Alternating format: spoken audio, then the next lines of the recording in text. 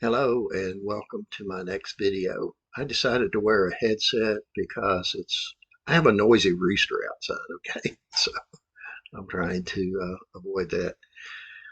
Well, in this video, I'm going to talk about imperfect competition and specifically monopolistic competition. That's a mouthful, I know. But first of all, the term imperfect, that's meaning it's not perfect in the sense of very good or something. It's just meaning that it's not perfect competition. And it's not monopoly, by the way. So by imperfect competition, we're looking at something that is in between perfect competition and monopoly. And I will say, in terms of if you wanted to think about a line with a spectrum, a line from PC to monopoly, that monopolistic competition would be somewhere a little closer to PC perfectly competitive industries as opposed to monopolies. So that's where we kind of will start. Now, there's reason for that is there are several factors that make it similar to a PC. So first of all, there's many small firms. However, unlike in a PC where they're selling exactly the same product, here we have a different product, but it's similar. So we say that's a differentiated product. So the key phrase in understanding monopolistic competition is a differentiated product. Now, we still have relative ease of exit and entry, so that's like a PC. And unlike a PC, but more like a monopoly, is they are a price searcher. So they're like a monopoly as opposed to a PC. And in the real world, most retail firms are monopolistically competitive industry or in monopolistically competitive industry. Now, because of the fact that they are the monocoms is what I call it for short because that's a mouthful. Because of the fact that the monocoms are selling a differentiated product, advertising becomes very important. In other words, they've got to try to stand out from the rest of the firms in the industry that have, yes, they have a slightly different product, but it's very similar. An example would be like hamburger fast food restaurant, any kind of fast food restaurant, pretty much. So if it's hamburgers generally, or Mexican food, or Chinese food, the different types of fast food industries, each one has a little slightly different menu, but in reality, they're pretty similar, especially when you're talking about the same type of food.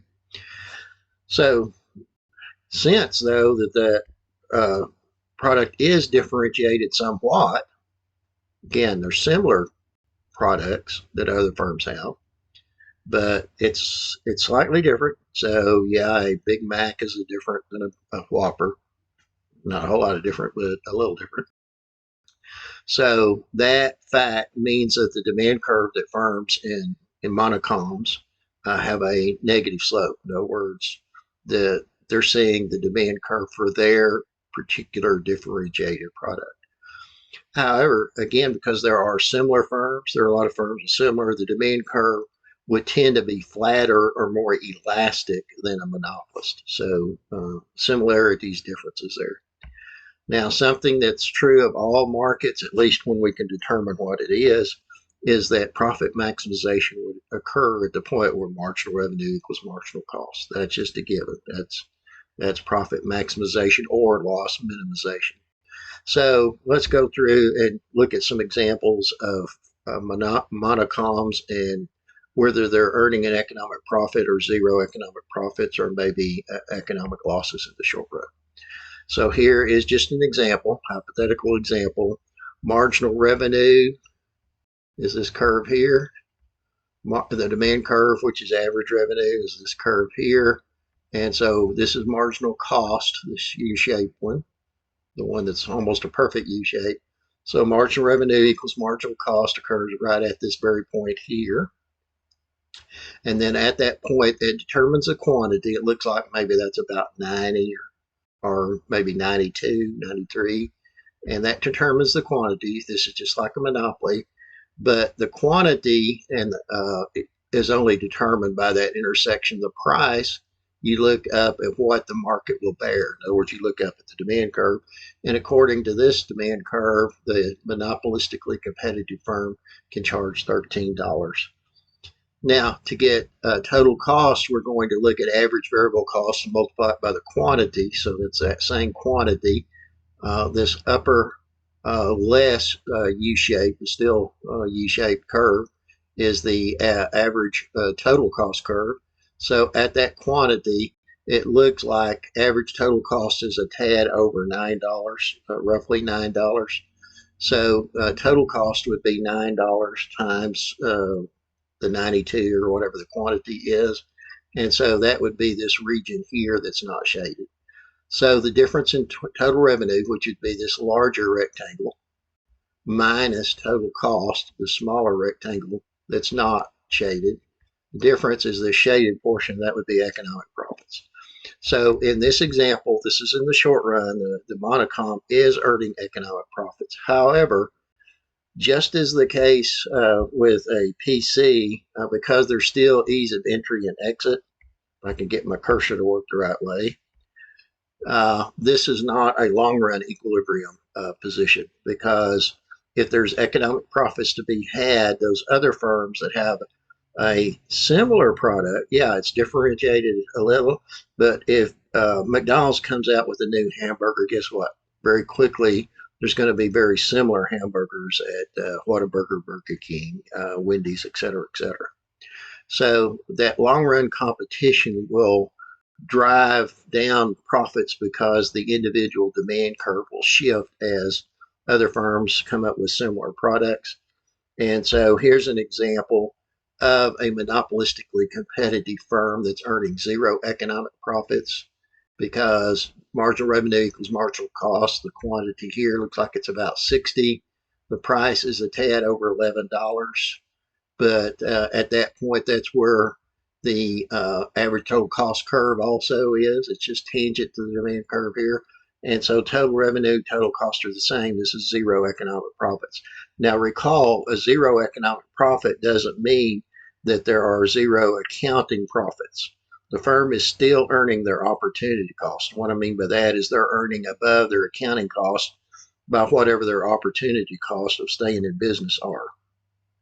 And that would be, for example, like the foregone interest on the money they could have put into some kind of other investment. Opportunity cost of what other layouts they've had for the business that they could have put to use otherwise. So this is a long run equilibrium situation, because at this point, there's no incentive for firms that have a similar product, but not similar enough to be considered in the same market to jump into this market, because they're doing as well as this firm in question is in the graph. So they don't jump in, but these firms don't jump out either, because they're earning their opportunity cost. They can't do any better otherwise. And so this is a static long run equilibrium situation, as long as costs don't change and as long as the market is static the way we show it here. So like a PC, long run equilibrium occurs at a point where there's zero economic profits. However, unlike a PC where that's going to occur, and by that I'm talking about long run equilibrium, it's going to occur at the minimum of the average cost curve. The competition squeezes down the profits, but also forces a PC to be efficient. Here, the monopolistic competitive firm, the monocom, can't get large enough to be efficient. And so they can't be big enough to be efficient because they're in a highly competitive market, but have that slightly differentiated product, so the demand curve is negatively sloped rather than perfectly elastic.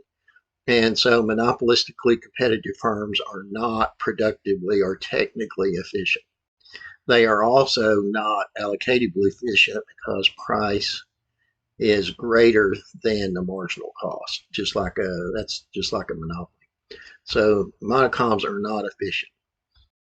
So we've already done some comparison, but let's be real specific about it and assume that we had a PC firm that has exactly the same cost structure and same demand structure. So in the PC, remember they face a perfectly elastic demand curve.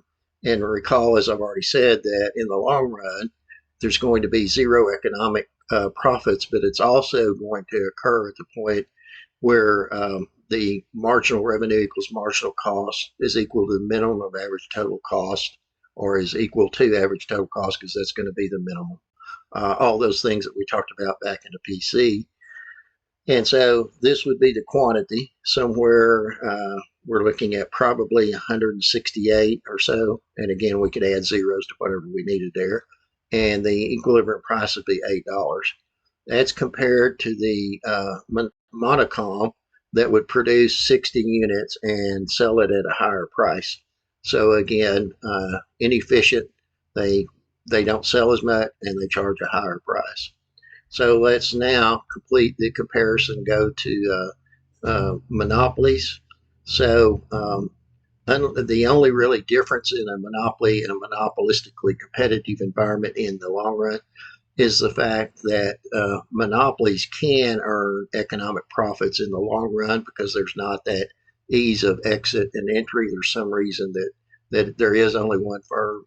And so that's really the only difference. Monopolies and monocoms both face negatively sloped demand curves. Marginal revenue equals marginal cost is still the basis for profit maximization. The profit maximization point will not likely occur at the point where marginal cost equals average total cost, so they're neither are efficient in production. Price is greater than marginal cost, so they're not efficient in allocation either. So a big part of firms out there, especially as I said in the retail industry, are monocoms, and so you see that the key phrase is differentiated product. Another key component is there's a bunch of small firms that they are inefficient in the long run, and it's that excess capacity. They can't be large enough. The competition won't allow them to get large enough to be efficient. Now, it's kind of confusing because a PC, the competition forces the representative firm to be efficient. And in a monocom, the monopolistically competitive industry, a firm is forced through competition to compete, but they have to compete on things generally other than the price, and they won't. The competition doesn't allow them to get big enough to be efficient. So that's some comparison and contrasting between monopolistically competitive firms and the other two models that we studied.